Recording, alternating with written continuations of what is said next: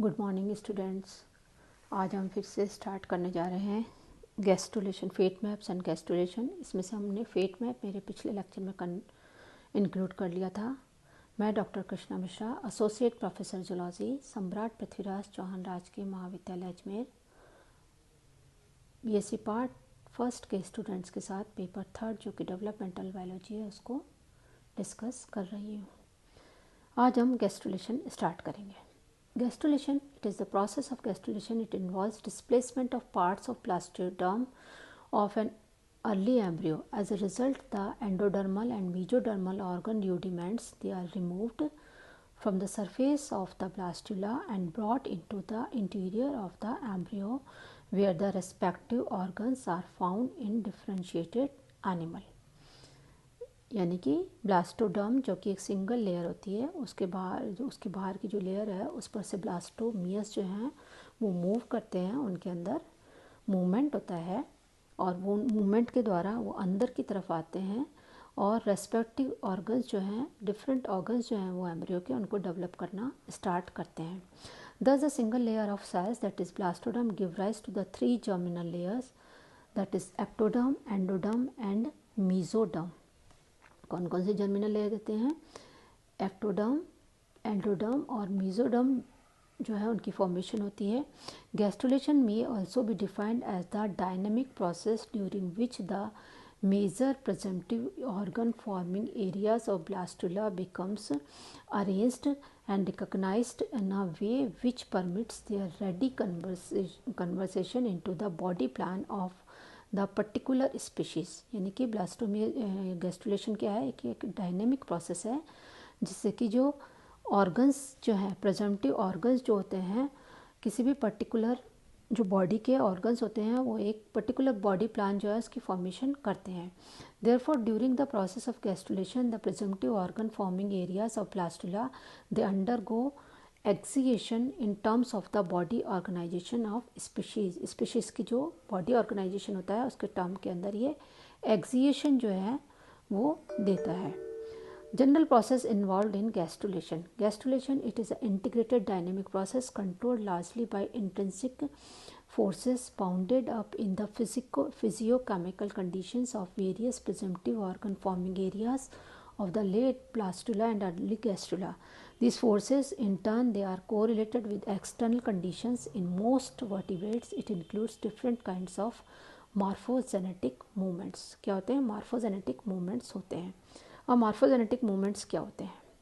The morphogenetic movements, they are the movements of blastomeres from one place of the embryo to another to establish a particular form or structure is commonly embryological procedure। ये आप जानते हैं कि blastomeres जो हैं एक जगह से दूसरी जगह पर मूव होते रहते हैं। This type of cell movement is described as formative or morphogenetic movement because it results in the generation of a particular form और स्ट्रक्चरल अरेंजमेंट। क्यों कहते हैं इनको फॉर्मेटिव या मॉर्फोजेनेटिक मूवमेंट? क्योंकि इनसे एक फॉर्म या स्ट्रक्चर जो है उसकी फॉर्मेशन होती है। Such morphogenetic movement occurs in the embryo during blastulation, gastrulation, tubulation and organogenesis.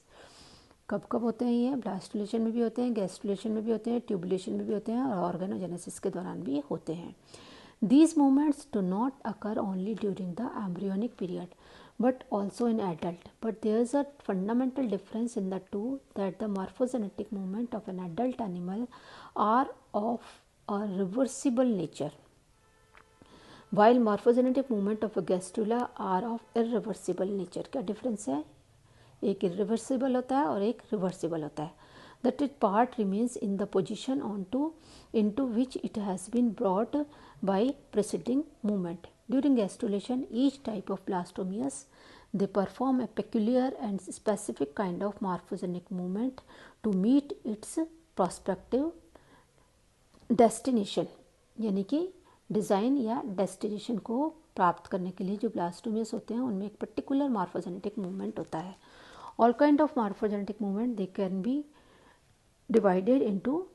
be classified into two categories: epibolic morphogenetic movements or epibole and ambibolic morphogenetic movement and emboli।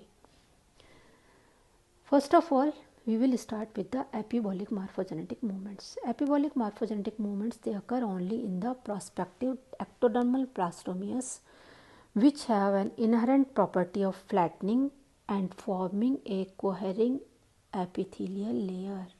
ये कौन सी sales में होते हैं? ये उन prospective ectodermal ब्लास्टोमियस में होते हैं, यानी कि एक्टोडर्म बनाने वाली ब्लास्टोमियस में होते हैं। और इन ब्लास्टोमियस के अंदर क्या प्रॉपर्टी होती है कि ये फ्लैट हो सकते हैं और ये आपस में चिपकते हैं, एक दूसरे के साथ जुड़ जाते हैं। Thus epiboly may be referred to the mobility displayed by amoebocyte. Further, beside flattening due to the multiplication and rearrangement of ectodermal cells, the ectoderm it expands and extends. क्या होती है? वो फैलती है और बढ़ती चली जाती है in the anterior posterior direction, and it eventually envelop the inwardly migrating prospective mesodermal and endodermal blastomeres. ये जो प्रोस्पेक्टिव एक्टोडर्म होती है वो फैल करके जो अंदर की तरफ जाने वाले प्रोस्पेक्टिव मेसोडर्मल और एंडोडर्मल ब्लास्टोमियस हैं उनको चारों तरफ से ढक लेती है, कवर कर लेती है। Such type of morphogenetic movement of ectodermal cells has been observed in holoblastic eggs, that is egg of Porifera, cephalochordata and amphibia, as well as meroblastic eggs during gastrulation. In the round blastula of Amphioxus, frog, etc., the tendency of prospective ectodermal cells to extend anterior-posteriorly produces an enveloping movement in the anterior-posterior direction. As a result, the prospective ectodermal blastomeres actually engulf and surround the inwardly presumptive notochordal mesodermal blastomeres. In flattening blastula of teleost, fishes, reptilia and birds, epibolic morphogenetic movement concerned largely with anterior-posterior extension associated with the peripheral migration and expansion of the ectodermal blastomeres. अब आता है एपिऑक्सिस in Ctenophora in various spirally cleaving annelids and mollusca and in some vertebrates, that is species, a modified type of epibolic morphogenetic gastrular movement called epioxis occurs. 4 conditions must be fulfilled for epioxis to occur. First one is the absence of a hyaline membrane. Second one is the presence of a surface to which the last adhere and on which they may spread. Third one, a certain intercellular adhesion. And fourth is they must mitotically active.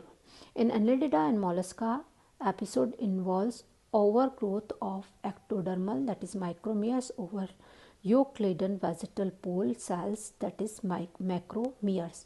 Overgrowth of micromeres not only depends upon the subdivision of the existing micromere but also upon the addition of new ones budding off from the micromeres, यानी कि यहाँ पर मैक्रोमियर से budding जो है वो भी होती है।